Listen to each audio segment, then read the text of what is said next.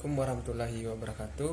Perkenalkan, saya Andrian Fajri dari kelompok 7 dan teman-teman saya Heliana Nurina Ratri, Natalia Budiarto, Yupanti Osmar, Kairida Siregar, Gresika Sihombing, dan Nora Febriana Sitio. Pada kesempatan kali ini kami akan membahas tentang GOUD atau asam urat. Apa itu GOUD atau asam urat? GOUD atau asam urat merupakan suatu penimbunan kristal monosodium urat di dalam tubuh. Asam urat merupakan hasil metabolisme dari purin, yaitu salah satu komponen asam nukleat yang terdapat di dalam inti sel tubuh. Purin itu sendiri adalah turunan dari protein yang terkandung di dalam tubuh. Purin juga didapatkan dari makanan yang dikonsumsi. Saya Helena Nurina Ratri akan menjelaskan tentang penyebab GOUD. GOUD merupakan diagnosis klinis, sedangkan hiperurisemia adalah kondisi biokimia akibat produksi asam urat yang berlebih dan pembuangan asam urat yang berkurang. GOUD ditandai dengan episode artritis akut yang berulang disebabkan oleh timbunan monosodium urat pada persendian dan kartilago dan pembentukan batu asam urat pada ginjal. Risiko GOUD. Prevalensi GOUD meningkat dimediasi oleh peningkatan prevalensi komorbiditas yang memicu hiperurisemia seperti usia dan jenis kelamin, obesitas, penyakit yang menyertai, dan faktor keturunan. Konsumsi makanan dan minuman tertentu juga dapat meningkatkan kejadian asam urat, termasuk purin yang ditemukan dalam daging dan makanan laut, etanol, minuman ringan, dan fruktosa. Selain itu, obat-obatan tertentu juga dapat menyebabkan hiperurisemia. Saya Natalia Budiarto akan mempresentasikan obat yang berhubungan dengan hiperurisemia. Obatnya ada siklosporin, etambutol, levodopa, AC inhibitor. Mekanisme kerjanya dengan mengurangi ekskresi atau pembersih asam urat. Obat pyrazinamid, dosis rendah salisilat dan thiazid. Mekanisme kerjanya dengan penghambatan sekresi urat tubulus ginjal. Obat etanol, fruktosa, mekanisme kerjanya dengan meningkatkan produksi asam urat. Obat acetazolamid, furosemid, mekanisme kerjanya dengan kontraksi volume dan peningkatan reabsorpsi asam urat dalam tubulus proksimal. Obat teofilin, mekanisme kerjanya dengan gangguan pengujian GOUD. Gejala dari GOUD sendiri itu meliputi nyeri sendi yang intens. GOUD itu biasanya mempengaruhi sendi besar, seperti contohnya sendi pada jempol kaki, peradangan dan kemerahan, sendi menjadi bengkak, lunak, hangat, dan merah. Rentang gerak terbatas saat GOUD berkembang. Mungkin kita tidak dapat menggerakkan sendi secara normal. Gejala GOUD biasanya sembuh secara spontan dalam 1-2 minggu, namun beresiko mengalami. Saya Yupanti Osmar. Di sini saya akan menjelaskan prevalensi GOUD dan diagnosis GOUD. Prevalensi GOUD. Penyakit asam urat diperkirakan terjadi pada 840 orang dari setiap 100.000 orang. Prevalensi penyakit asam urat di Indonesia sendiri terjadi pada usia di bawah 34 tahun yaitu sebesar 32% dan di atas 34 tahun yaitu sebesar 68%. Menurut WHO tahun 2013, sebesar 81% penderita asam urat di Indonesia, hanya 24% saja yang pergi ke dokter, sedangkan 71% cenderung langsung mengkonsumsi obat-obatan peredar nyeri yang dijual bebas. Diagnosis GOUT. Tes untuk membantu mendiagnosis GOUT dapat meliputi yaitu yang pertama pemeriksaan fisik, yang kedua evaluasi gejala, yang ketiga analisis cairan sinovial, yang keempat tes darah, dan yang kelima X-ray. Terima kasih. Slide berikutnya akan dijelaskan oleh teman saya. Baiklah, terima kasih. Perkenalkan, saya Kairida Siregar. Di sini saya akan menjelaskan slide berikutnya, yaitu level kadar asam urat. Nah, untuk mengetahui berapa kadar asam urat dalam darah, maka perlu dilakukan tes asam urat. Tes ini dilakukan untuk mengetahui kemungkinan asam urat atau peradangan pada sendi akibat tingginya kadar asam urat. Kadar asam urat normal dalam darah yaitu 2,5 sampai 7,5 mg per dl. Untuk wanita, 2,4 sampai 6,0 mg per dl. Sedangkan untuk pria, 4 sampai 8,5 mg per dl. Nah, di sini dapat dilihat tabelnya, di mana jika kurang dari 5 mg per dl dikatakan aman. 5 sampai 6 mg per dl ini masih bagus. 6 sampai 7 mg per dl ini sudah peringatan.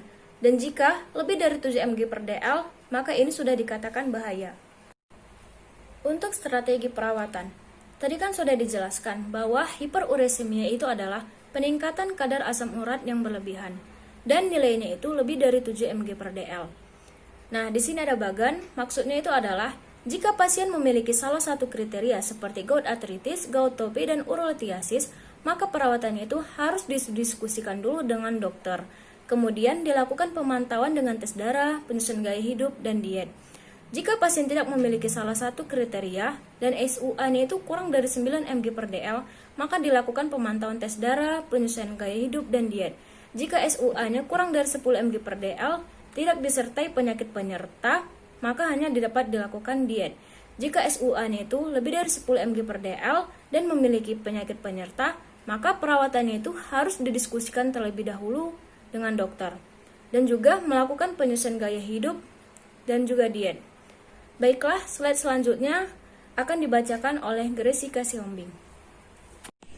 Perkenalkan, nama saya Gressika Sihombing. Saya akan melanjutkan slide berikutnya tentang tujuan terapi pada gout. Ada beberapa tujuan terapi pada gout, yaitu 1. Meredakan nyeri dan inflamasi serangan akut. Yang kedua, menghentikan serangan akut secepat mungkin. Yang ketiga, mencegah memburuknya serangan. Yang keempat, mencegah efek jangka panjang kerusakan sendi maupun kerusakan organ terkait, misalnya ginjal. Yang kelima, menurunkan kadar asam urat serum pada pasien. Yang keenam, menurunkan resiko batu asam urat. Yang ketujuh, menurunkan pembentukan topi. Slide selanjutnya tentang terapi obat atau farmakologis. Ada beberapa terapi obat farmakologis pada gout, yaitu 1. Colchicine oral dan atau NSAID adalah agen lini pertama untuk pengobatan sistemik serangan akut. Yang kedua, dosis rendah colchicine cukup untuk beberapa pasien dengan gout akut, yaitu dosis yang lebih tinggi dapat menyembuhkan efek samping.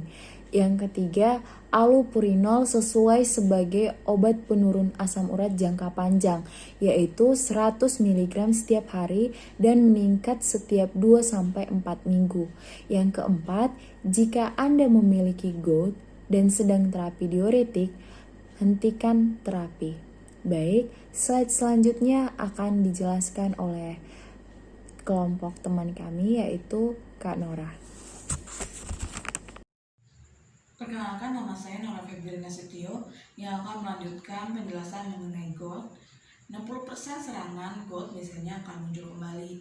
Nah, hal apa saja yang dapat Anda lakukan untuk menghindari serangan gout kembali?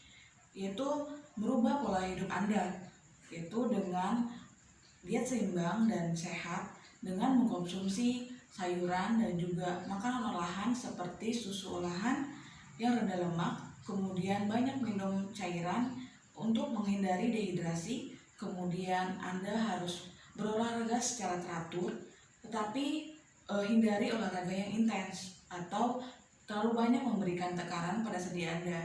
Kemudian berhentilah merokok. Nah, perlu Anda hindari juga mengkonsumsi makanan daging merah, kemudian ginjal, hati, atau makanan laut. kurangi minuman dan makanan ringan bergula, kemudian kurangi makanan berlemak dan juga yang mengandung purin tinggi, kemudian kurangi minuman alkohol, dan jangan minum semuanya selama 1 atau 2 hari. Baiklah, klasifikasi bahan makanan menurut kandungan purin, di mana jumlah purin total diklasifikasikan menjadi 5 kelompok, yaitu sangat rendah, rendah, sedang, tinggi, dan sangat tinggi. Di mana sangat rendah terdiri dari tepung, nasi, kacang polong, pisang, susu kedelai, telur ayam, keju, yogurt, alpukat, wortel, daging kornet, dan madu, di mana nilai purinnya kecil dari 50 mg per 100 gram. Dan untuk kategori klasifikasi rendah terdiri dari brokoli, terong, bayam, daging sapi seperti usus besar, sirloin, tenderloin, lidah, dan organ gurita, cumi, bakso ikan, di mana nilai purinnya di bawah dari 50 sampai 100 mg per 100 gram. Dan untuk kategori sedang yaitu kecambah, brokoli, daun bayam muda, daging sapi, daging ayam, salmon, tuna, dan jengkol, di mana nilai purinnya adalah 100 sampai 200 mg per 100 gram. Dan untuk kategori klasifikasi tinggi yaitu sitek kering, parsley, hati sapi, sarden, udang, dan melinjo, di mana nilai purinnya di antara 200 sampai 300 mg per 100 gram. Dan sangat tinggi yaitu hati ayam, jeroan, daun melinjo, di mana nilai purinnya lebih besar dari 300 mg per 100 gram. Baiklah, mungkin itu saja penjelasan kami tentang GoUd atau asam urat. Lebih dan kurang kami mohon maaf. Assalamualaikum warahmatullahi wabarakatuh.